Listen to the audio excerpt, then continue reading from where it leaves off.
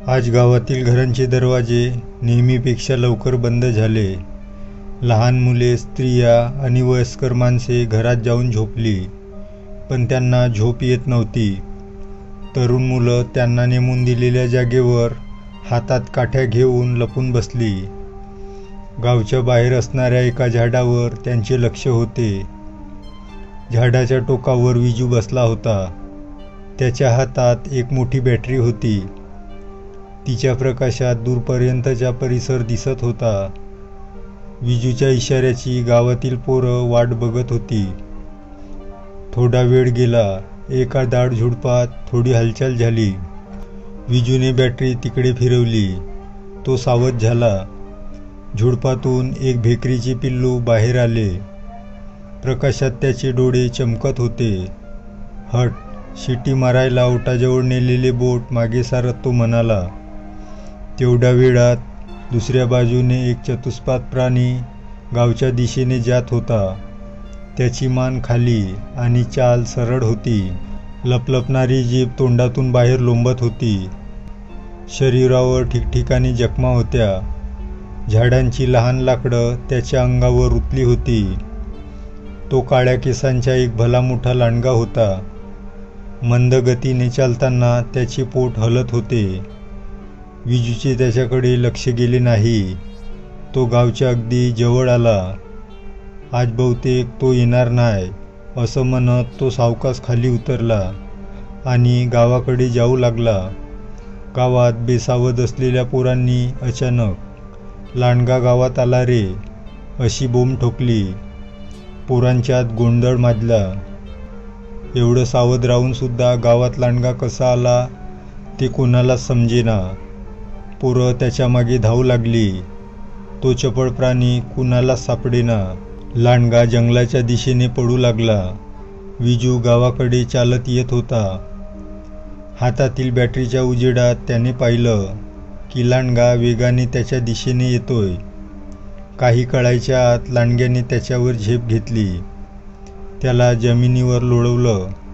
हातातील बॅटरी साईडला पडली.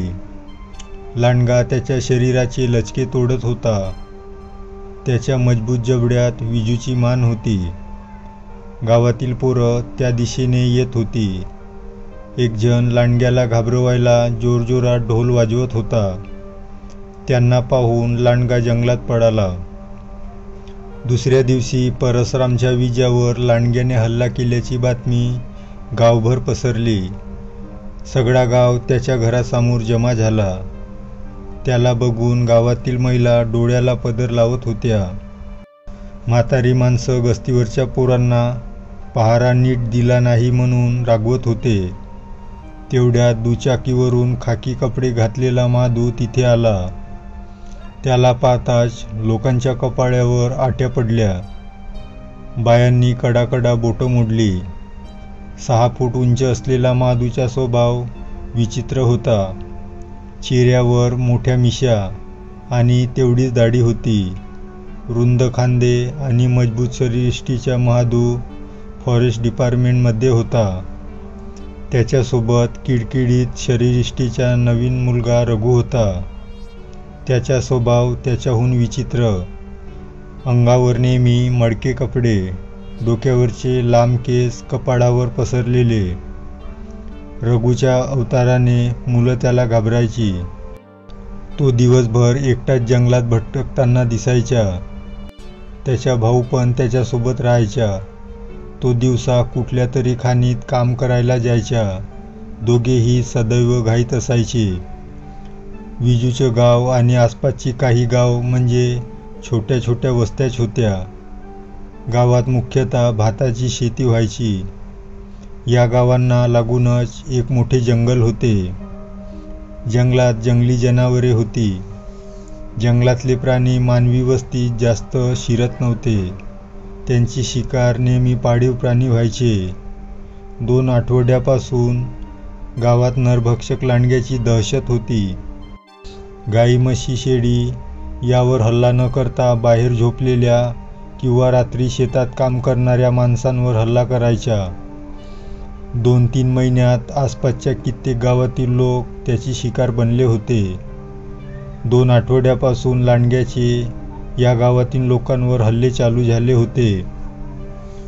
सुरुवातीला लोक घाबरली तर काही उत्साही पोरांनी रात्रीची गस्त घालायला सुरुवात केली. तरी हा प्रकार चालूच होता. गावातील कित्येक लोक जखमी झाले होते. महादूला लांडग्यासाठी पिंजरा लावायला सांगितला. त्याच्या म्हणण्यानुसार जंगलात लांडगाच नाही तर पिंजरा कशाला लावायचा. तो लोकांशी नीट बोलत नसायचा. त्याची तक्रार फॉरेस्ट ऑफिसरला करून पण काही उपयोग होत नव्हता. फॉरेस्ट ऑफिसरने जंगलाची पाहणी करून पिंजरे लावले, पण त्याचा काही उपयोग झाला नाही. त्याला पकडण्यासाठी नामांकित शूटर बोलविले, जेणेकरून त्याला बेशुद्ध करून पकडता येईल. पण त्यांनीही जंगलात लांडगा नसल्याचे सांगितले. लोकांवर हल्ला गावातीलच एखादा पिसाळलेला कुत्रा करत असावा, असे त्याचे म्हणणे होते. पण ज्यांच्यावर हल्ला झाला त्यांनी तो लांडग्यांनीच केला हे ठामपणे सांगितले. कोणावर अवलंबून न राहता प्रत्येक गावातील लोकांनी गस्त घालायला सुरुवात केली. गावात रोज रात्री मोठी शेकोटी पेटवली जायची. आगीला घाबरून लांडगा गावात येत नव्हता. तरुण मुलं रात्री काठ्या घेऊन फिरायची, पण दहशतीमुळे लोकांना झोप येत नव्हती. महादू जखमी विजयच्या घरात उभा होता. मान तिरकी करून त्याच्याकडे पाहत होता. विजूच्या शरीरावर ठिकठिकाणी पांढऱ्या पट्ट्या बांधल्या होत्या. शरीरावरील वेदना त्याच्या चेहऱ्यावर दिसत होत्या. याच्या जखमांवरून हल्ला पिसाळलेल्या कुत्र्यांनीच केलाय हे समजतंय. कुत्र्याचे दात असे असतात का रे? नीट बघ. हल्ला करणारा लांडगाच होता. विजूचा बाप परसराम बोलला. तू शिकवणार का मला आता? एवढी वर्ष जंगलात काम केलंय. मला काय येडा समजतोस काय? समजायचं काय त्यात? एक बाई हाताची बोटं मोडत म्हणाली. असं काय? माजलाय तुम्ही सगळी लोक. आजपासून तुम्हाला जंगलात यायला बंदी. जी काय गुरं चारायची असल ती जंगलाच्या बाहेर. सगळ्यांकडे पाहत महादू आणि रघु निघाले. लोकांच्या चेहऱ्यावर चिंता पसरली. येडपट स्वभावाचा महादू जे बोलतो तेच करण्यातला होता. झालेही तसेच. जंगलात गुरं चारायला बंदी घालण्यात आली. जी लोक जनावरं घेऊन जंगलात गेली होती त्यांची जनावरं पकडून नेण्यात आली. आधी लांडग्याचे संकट आणि आता हे. लोकांनी गावात मीटिंग घेतली. त्यात महादूला बोलविण्यात आले. रात्रीची वेळ. गावातील लोकांच्या समोर महादू बसला होता. रघु त्याच्या बाजूला उभा होता. दोघांच्या चेहऱ्यावर बेफिकिरी होती. महादूने बोलायला सुरुवात केली. कळलं ना आता मी काय करू शकतो ते? एका दिवसातच सगळ्यांना कसे वठणीवर आणलं ते. साहेबा, चुकी झाली आमची. तुम्हीच सांगा आम्ही काय करू? गावातला एक जण म्हणाला. सांगाल ते कराल. आता विलाज नाही. बोला तरी. काहीतरी पैसा पाणी नाहीतर एखादं बकरं घेऊन मिटवा हे. लय पैशावाला झालात का रे? मी काय एवढा पण वाईट नाही बाबांनो. माझं कामच असं आहे.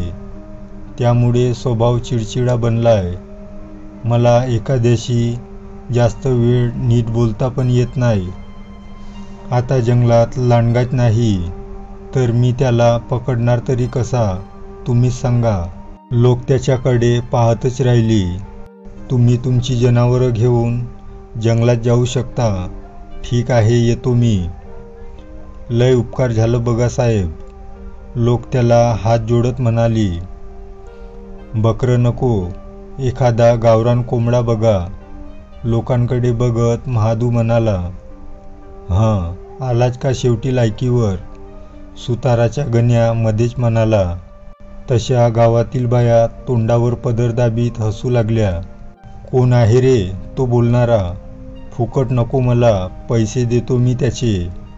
महादू रागाने बोलला. कोण नाही. गण्याकडं डोळे मोठे करून बघत त्याचा बाप म्हणाला. तशी त्याने मान खाली घातली. कोंबडा ना? हाय की, आता आणतो बघा. महादूला थांबवत एकजण पळत कोंबडा आणायला घराकडं गेला. महादू परसरामजवळ गेला. कसा आहे विजय आता?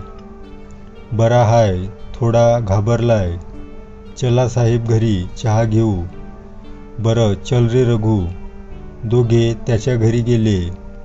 झोपलेला विजू उठण्याचा प्रयत्न करू लागला. उठू नको, झोपून राहा. कसं वाटतंय आता? थोडं बरं हाय. आता एक सांगू का? सांग. माझ्यावर हल्ला करणारा कुत्रा नवं, लांडगाच होता. एकंदरीत अवघडच आहे सगळं, महादू डोके खाजवत म्हणाला. परसराम दोघांकडे आडीपाडीने बघत होता.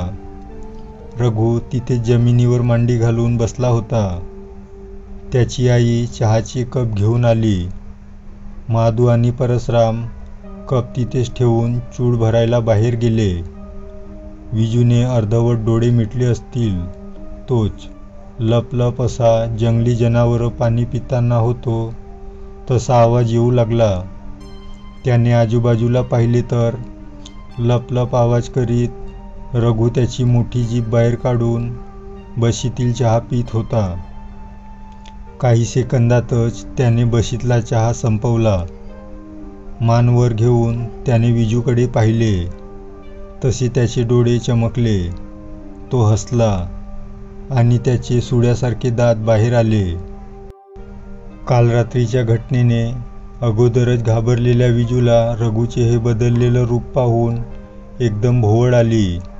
रघुची जीभ तोंडातून बाहेर लोंबकळत होती. तो खूप अस्वस्थ झाल्यासारखा दिसत होता. महादू आणि परसराम चूड भरून घरात आले. दोघे येताच रघु पूर्वीसारखा झाला. चहाचा घोट घेत महादू म्हणाला. विजा झोपला वाटतं. व्हय झोपला. अगं ये, याच्या अंगावर टाक काहीतरी. आईने त्याच्या अंगावर जाड गोधडी टाकली. कोंबडा आणायला गेलेला गावकरी घरात आला. त्याच्या हातात काळ्या पिसांच्या आणि डोक्यावर लाल तुरा असलेला कोंबडा होता. महादूला दाखवत तो म्हणाला. साहेब, वर्षभर पाळलेला एकदम गावरान कोंबडा हाय बघा. अरे वा. हातातील कप खाली ठेवत महादू म्हणाला. साहेब, अगोदरच सांगितलं असतं तर हिथंच काहीतरी सोय केली असती बघा. आज थांबता का? समद तयार हाय. नाही रे, बघू कधीतरी. एकतर या लांडग्याच्या प्रकरणाने झोप उडवली माझी. महादूने कोंबडा रघुच्या हातात द्यायला सांगितला. एवढा वेळ शांत असलेला कोंबडा रघुने पकडताच जोरात ओरडायला लागला. त्याच्या अंगावरची पिसं घरात पसरली. साहेब, हा नवीन पोरगा कुठला म्हणायचा? मदतीला दिलाय डिपार्टमेंटने. बरं येतो मी, खूप उशीर झालाय. सगळ्यांचा निरोप घेऊन महादू निघाला. गावातील घरांची दारं बंद होती. एका मोठ्या शेकोटीभोवती गस्त घालणारी पोरं हातात काठ्या घेऊन बसली होती. सुताराच्या गण्याला पाहताच महादूने त्या गावकऱ्याला बाहेर बोलवले. पाकिटातून 100 रुपयाच्या 2 नोटा काढून त्याच्या हातात दिल्या. साहेब कशाला? तो गावकरी पैसे घ्यायला बिचकत होता. त्याच्या हातात नोटा कोंबून गण्याकडं पाहत महादू म्हणाला. फुकट काही घ्यायची सवय नाही आम्हाला. रघुला मागे बसवून गाडीला किक मारून तो निघून गेला. तो जाताच गस्तीवरची सगळी पोरं जोरात हसू लागली. महादूने गाडी जंगलातील घराजवळ थांबवली. त्या घराला चारही बाजूने लोखंडी ताराचे कुंपण होते. त्यावर बारीक तारांच्या जाळ्या होत्या. कोणताही प्राणी कुंपणातून आत येऊ शकत नव्हता. आतमध्ये झोपायला गाद्या असलेले बेड होते. जेवण करायला एक मोठे टेबल होते. त्याभोवती लाकडी खुर्च्या मांडल्या होत्या. चुलीवरच्या धुराने काळे झालेले स्वयंपाकघर होते. महादू खुर्चीवर सिगारेट ओढत बसला. रघु त्याच्यासमोर येऊन उभा राहिला. बरं साहेब, जातो मी. जेवण करून जा, होईलच की एवढ्यात. नको, झालंय माझं, काळू येईलच आता. तेवढ्यात दरवाजा उघडून रघुचा भाऊ काळू आला. तो येताच रघु अंगावर काळी चादर आणि हातात काठी घेऊन जंगलात गेला. महादू आणि काळू दोघे जेवण बनवायच्या तयारीला लागले. जेवण तयार झाल्यावर महादू विस्कीची बाटली घेऊन आला. एका ग्लासात ओतत तो त्याच्या भावाला म्हणाला, घेणार का? त्याने होकारार्थी मान हलवली. इकडे रघु जंगलात पडत होता. झाडांच्या फांद्यांनी त्याच्या अंगावर जखमा झाल्या. पायाला काटे टोचले, पण त्याला कशाचीच पर्वा नव्हती. तो डोंगराच्या टोकावर आला. तिथे झाड थोडी विरळ होती. चंद्र पूर्ण उगवला होता. त्या प्रकाशात तो गुडघे आणि हात जमिनीवर टेकवून बसला. धावल्यामुळे त्याला धाप लागली होती. त्याच्या कपाळावरील शीर फुगू लागली. जीभ तोंडातून बाहेर लोंबू लागली. तोंडातून 2 सुड्यासारखे दात बाहेर आले. जबडा एकदम पुढे आला. कपाळ आणि डोळे मागे गेले. चेहऱ्यावर काळे केस उगवले. बाकीचे शरीर विलक्षण फुगलं. पायांच्या पंजावर मोठी नखे उगवली. हळूहळू सगळ्या शरीरावर काळे केस पसरले. त्याचे मानवी रूप बदलून तो एक मोठा लांडगा बनला. चंद्राच्या प्रकाशात तोंड वर करून तो चवताळलेला लांडगा ओरडण्याच्या तयारीत होता. तेवढ्यात त्याच्यासमोर एक वटवाघूळ घिरट्या घालू लागली. त्याला पाहून लांडग्याने मान खाली घातली. तो जंगलाच्या बाहेर धावू लागला. लवकरच तो गावच्या वेशीबाहेर आला. झुपकेदार शेपटी हलवत तो वेशीतून आत शिरला. गस्तीवरची पोरं शेकोटीभोवती गप्पा मारत बसली होती. त्यांचे लक्ष आजूबाजूला होतेच. लांडगा पोरांची नजर चुकवत विजूच्या घराबाहेर येऊन उभा राहिला. उघड्या खिडकीतून त्याने आत डोकावले. काही वेळापूर्वी विजू झोपलेली खाट रिकामी होती. फरशीवर त्याची आई आणि बाप झोपले होते. लांडगा संतापला. पंजाने जमीन उकरू लागला. त्याला फक्त विजू पाहिजे होता, कारण त्याला लांडग्याचे रहस्य समजले होते. ते रहस्य दुसऱ्या कोणाला सांगण्यापूर्वी त्याला संपवायचे होते. तोच त्याला एक ओळखीचा आवाज ऐकू आला. विजू शेकोटीभोवती बसलेल्या पोरांसोबत गप्पा मारत होता. एका भिंतीच्या आडोशाला उभा राहून लांडगा त्यांचे बोलणे ऐकू लागला. महादूबद्दल त्यांचे काहीतरी बोलणं चाललं होतं. अरे हा महादू म्हणतो, फुकटचं काय घेत नाही, देवाला तरी घाबर म्हणावं. गण्याच्या या वाक्यावर सगळी पोरं एकमेकांना टाळ्या देत हसत होती. फक्त विजूचा चेहरा शांत आणि गंभीर होता. चेहऱ्यावर भीती होती. हातांची चुळबुळ करत तो बोलला, जरा शांत बसा अन मी काय म्हणतो ते नीट ऐका. विजा, तुला जे काय सांगायचं असल ते सकाळी सांग. आता लय टाईम झालाय. त्याला थांबवत एकजण म्हणाला, वैर विजा, आता आम्ही आडीपाडीनं झोपायला जाणार हाय. थांबा र गड्यांनो, मी याला घरी सोडून येतो. गण्या त्याचा हात पकडत म्हणाला. विजूला आधार देत तो घराकडे नेऊ लागला. त्याचे घर आता 15-20 पावलांवर राहिले होते. लांडगा हळूहळू त्याच्या मागे चालला होता.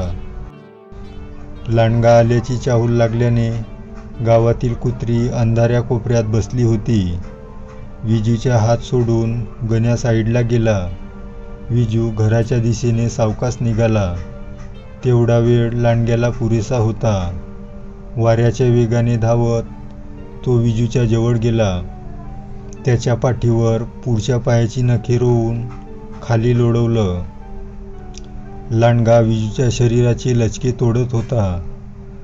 अचानक झालेल्या हल्ल्याने विजू गोंधळला, घाबरला. सरपटत दरवाजाकडे जाण्याचा प्रयत्न करू लागला. त्याने जोरात गण्याला आवाज दिला. लांडग्याशी चाललेली विजूची झटापट पाहून गण्याने बोंब ठोकली. लांडगा गावात आला रे. शेकोटीभोवती बसलेली पोरं लगेच हातात काठ्या घेऊन आली. एक जण जोरात ढोल बडवत होता. लांडग्याला ही संधी गमवायची नव्हती. तो विजूला सोडत नव्हता. मध्येच त्याच्या भोवती जमलेल्या पोरांकडे धावायच्या. पोरं मागे सरली की परत विजूला धरायच्या. या आवाजाने सगळा गाव जागा झाला.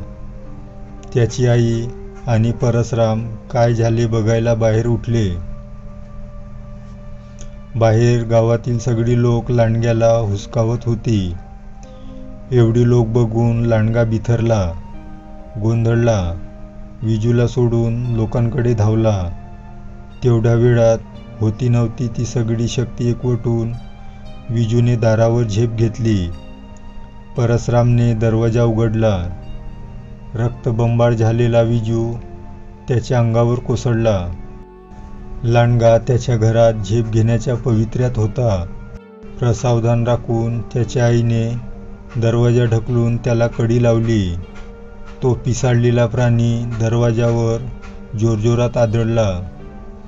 विजू आपल्या तावडीतून सुटला म्हणून चवताळलेल्या लांडग्याने दरवाजाला पंजा मारत एक जोरात आरोळी ठोकली.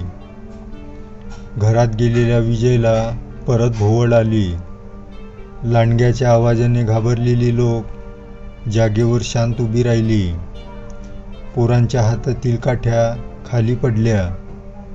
ढोलच्या बडवणारा हात जागेवर थांबला. लोक भेदरलेल्या नजरेने लांडग्याकडे पाहू लागले. दोन्ही हात तोंडावर ठेवून घरातील बाया बाहेर पाहत होत्या. जंगलातील घरात झोपलेला त्याचा भाऊ या आवाजाने जागा झाला. नशेत असलेल्या महादूला मात्र तो आवाज ऐकू आला नाही. काही क्षण गावात स्मशान शांतता पसरली. ही वेळ साधून लांडग्याने जंगलात धूम ठोकली. दुसऱ्या दिवशी परसरामच्या विजावर परत लांडग्याने हल्ला केला ही बातमी सगळीकडे पसरली. दुसऱ्या दिवशी विजूच्या घरात खूप गर्दी झाली होती. रडून रडून त्याच्या आईचे डोळे सुजले होते. गावातील महिला तिला शांत करीत होत्या. मंदिरासमोर गावातील लोक गोळा झाली होती. तिथे मांडलेल्या खुर्चीवर फॉरेस्ट ऑफिसर आणि गावातील काही वयस्कर मंडळी बसली होती. एका बाजूला हाताची घडी घालून महादू आणि रघु उभे होते. फॉरेस्ट ऑफिसरने बोलायला सुरुवात केली. असं वाटतंय लांडगा दिवसा जंगलात लपून बसत असेल आणि रात्र झाली की शिकारीला बाहेर पडत असेल. लय लवकर समजलं. एवढे दिवस आम्ही तेच सांगतोय. हे बघा, मागच्या वेळेस पिंजरे लावले होते. लांडगा पकडायला शूटर पण बोलवले होते. होय साहेब. त्यांना पण लांडगा दिसला नव्हता. महादू मध्येच बोलला. पर एवढा मोठा लांडगा मी आतापर्यंत बघितला नव्हता. गावातील एक जण बोलला. असन का मोठा? पर आता जर तुम्ही त्या लांडग्याचे काय केलं नाही तर मग आम्हालाच काहीतरी करावं लागेल. गावकऱ्यांनी गोंधळ घालायला सुरुवात केली. एकावर एक प्रश्नांनी ऑफिसर गोंधळला. एका वयस्कर माणसाने सगळ्यांना शांत केले. परसराम डोळे पुसत ऑफिसरला म्हणाला, माझ्या पोरावर 2दा हल्ला झाला. नशीब थोर म्हणून तो वाचला. हो, पण आता 3ऱ्यांदा वाचणार नाही. रघु स्वतःशीच पुटपुटत म्हणाला. त्याचे डोळे चमकले. सर्वांना खाली बसवत महादू म्हणाला, मागच्या वेळेस जे शूटर आले होते त्यांना आता परत बोलवले आहे. काळजी करू नका. एक तुमच्यासोबत गावात राहील दुसरा माझ्यासोबत जंगलात. रस्त्यावरील धूळ उडवत एक गाडी गावात आली. गाडीतून खाकी पॅन्ट आणि टी शर्ट घातलेले दोघेजण उतरले. दोघांच्या डोक्यावर हॅट, हातात जुन्या पद्धतीची रायफल आणि कमरेच्या पट्ट्यात बंदूक अडकवली होती. ते सरळ ऑफिसरसमोर येऊन उभे राहिले. ऑफिसरने त्यांची ओळख करून दिली. मागच्या वेळी आपण यांना बोलवलं होतं. हा सोमनाथ आणि हा त्याचा सहकारी दत्ता. दोघेही नामांकित शूटर आहेत. तेव्हा काळजी करू नका. 2च दिवसात लांडग्याचा निकाल लागेल. त्या दोघांना पाहून रघूच्या चेहऱ्यावर हसू आले. गावकऱ्यांचा निरोप घेऊन आणि महादूला काही सूचना देऊन ऑफिसर निघून गेला. दत्ता गावात आणि सोमनाथ महादूसोबत जंगलात राहणार होता. महादू दोघांना ओळखत होता, पण आता त्यांच्यात खूप बदल झाला होता. शांत असणारा दत्ता काही वेळातच लोकात मिसळून गेला. त्याची तब्येत खूप वाढली होती. दाढी आणि मिशा मुद्दाम वाढवल्या होत्या. सोमनाथची शरीरयष्टी किरकोळ होती. गोरा चेहरा, निळे डोळे, डोक्यावरील हॅट काढल्यामुळे त्याचे केस वाऱ्यावर भुरभुरत होते. गावातील मुली त्याच्याकडे एकटक पाहत होत्या. हे पाहून महादूने भुवया उंचावल्या. सोमनाथकडे पाहत तो म्हणाला, साहेब, डोळ्याला लेन्स लावल्या काय? तसेच काही समज. त्याच्याकडे न पाहता सोमनाथ म्हणाला. तो महादूसोबत जंगलात निघाला. दिवसभर महादू रघूला जंगलात फिरवत राहिला. त्याने जंगलातील प्रत्येक वाट पाहून घेतली. जमिनीवर एका ठिकाणी पायांचे ठसे उमटले होते. सोमनाथ त्याचे बारकाईने निरीक्षण करीत होता. त्या ठशांकडे पाहत स्वतःशीच पुटपुटला, लांडगा. दिवस मावळतीकडे झुकला होता. महादूला पायही उचलत नव्हता. हेडलाईटच्या प्रकाशात गाडी जंगलातील घराकडे धावू लागली. तिघेही घरी आले तेव्हा रात्र झाली होती. इकडे दत्ता विजूला झालेल्या जखमांचे निरीक्षण करत होता. तो अजून शुद्धीत नव्हता. दत्ताला पाहून गावकऱ्यांना धीर आला. त्याला आराम करायला सांगून तो बाहेर जमलेल्या लोकांशी चर्चा करू लागला. काही वेळाने गावातील घरांचे दरवाजे बंद झाले. गण्या गावच्या बाहेर असलेल्या झाडावर चढला. त्या टोकावर जाऊन आसपासच्या हालचालीवर लक्ष ठेवू लागला. बाकीची पोरं आपल्या जागेवर जाऊन बसली. दत्ता गावच्या मधोमध असलेल्या घरावर रायफल घेऊन बसला. गावात एकदम शुकशुकाट झाला. सगळ्यांचे लक्ष गण्या बसलेल्या झाडावर होते. इकडे जंगलातील घरात सोमनाथ एका खुर्चीवर बसला होता. त्याची नजर एका जागेवर स्थिर होती. महादू विस्कीचा ग्लास सोमनाथच्या चेहऱ्यासमोर नेत म्हणाला, साहेब, थोडी घ्या, नाहीतर रात्री झोप येणार नाही. का झोप येणार नाही? त्याच्या हातातील ग्लास घेत सोमनाथ म्हणाला. रात्रभर रातकिड्यांची किरकिर, मध्ये जंगली प्राण्यांचे आवाज, यात थोडी तरी घेतल्याशिवाय झोप कशी येईल? महादू एक घोट घेत म्हणाला, अशा आवाजांशिवाय जंगलात राहण्याची मजाच काय? या आवाजांशिवाय जंगलाची कल्पना तरी करता येईल का? हातातील ग्लास गोल फिरवत सोमनाथ म्हणाला, होय साहेब, ते पण खरं आहे. रात्रीच्या अंधारात तर जंगल जागं होतं. शिकार आणि शिकारी यावेळेसच बाहेर पडतात. रघूने चमकून सोमनाथकडे पाहिले. त्याची नजर अजूनही ग्लासावर स्थिर होती.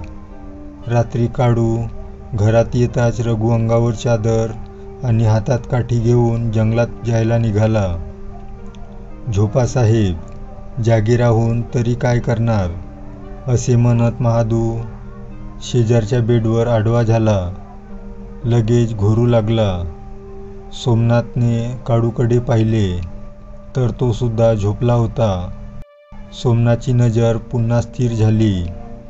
इकडे चिडलेला रघु डोंगरावर आला. त्याच्या नजरेसमोर विजूचा चेहरा येत होता. त्याला संपवल्यावरच तो शांत बसणार होता. डोंगरावरील चंद्राच्या प्रकाशात रघुचे लांडग्यात रूपांतर झाले. तो काळाकुट्ट लांडगा गावच्या दिशेने धावू लागला. गावाच्या जवळ आल्यावर त्याचे लक्ष गण्या बसलेल्या झाडाकडे गेले. झाड गावापासून बऱ्याच अंतरावर होते. बॅटरीच्या प्रकाशात गण्याने लांडग्याला पाहिले. त्याने लगेच इशाऱ्यासाठी जोरात शिट्टी वाजवली. गावातील पोरं सावध झाली. दत्ताने रायफल घट्ट आवळली. पण लांडगा गावाकडे न जाता गण्या बसलेल्या झाडाखाली आला. गण्याकडे पाहत झाडाभोवती गोल गोल फिरू लागला. गण्या पुरता घाबरला. मागच्या पायावर बसून लांडगा झाडावर उडी मारण्याच्या बेतात होता. त्याने एक मोठी आरोळी ठोकली. लांडग्याची वाट पाहत असलेल्या पोरांना या डरकाळी पाठोपाठ गण्याच्या जोरात किंचाळण्याचा आवाज आला. घराच्या छतावर बसलेल्या दत्ताने खाली उडी मारली. त्याने इशारा करताच काठ्या घेऊन पोरं झाडाकडे निघाली. झाडाच्या जवळ आल्यावर एकाने बॅटरीचा फोकस वर मारला. गण्या झाडाच्या फांदीला घट्ट पकडून बसला होता. पोरांना पाहून त्याला धीर आला. तो खाली उतरला. झाडाच्या खोडाला लागलेले नखाचे व्रण पाहून दत्ता म्हणाला, लांडगा. वय लांडगा झाडावर चढत होता. पार माझ्या जवळ आला होता. बरं तुम्ही वेळेवर आलात. गण्या त्याला दुजोरा देत म्हणाला, चला लवकर, गावात गेलं पाहिजे. गावात कुत्री एका सुरात ओरडत होती. सर्व घरांचे दरवाजे उघडे होते. गावात एकच गोंधळ माजला होता. परसरामच्या विजाला लांडगा घेऊन गेला. दरवाजा तोडला म्हण लांडग्याने. वय आणि परसरामला पण लोळवलं. मागच लागला होता विजूच्या. कसं व्हायचं त्या पोराचं. घाबरलेली लोक आपापसात बोलत होती. दत्ता त्याच्या घरासमोर गेला तर दरवाजा जागेवर नव्हता. लांडग्याने जोरात धडक देऊन तो तोडला होता. विजू झोपलेली खाट रिकामी होती. घरातील भांडी, सगळे सामान अस्तव्यस्त पडले होते. मातीच्या भिंतीवर पंजाचे ठसे होते. त्याची घाबरलेली आई एका कोपऱ्यात बसून रडत होती. परसरामचे कपडे फाटले होते. त्याची आणि लांडग्याची झटापट झाली होती. दत्ताकडे पाहत परसराम म्हणाला, काय करीत होता साहेब. माझ्या पोराला लांडगा घेऊन गेला. माझ्यावर विश्वास ठेवा. काही वेळातच तुमचा मुलगा सुखरूप तुमच्या समोर असेल. रायफलीभोवती मूठ आवळत दत्ता म्हणाला. सगळ्यांकडे पाहत तो घराबाहेर पडला. त्याच्या मागे गावातील पोरं निघाली. इकडे विजूची मान जबड्यात पकडून लांडगा वेगाने जंगलाच्या दिशेने धावत होता.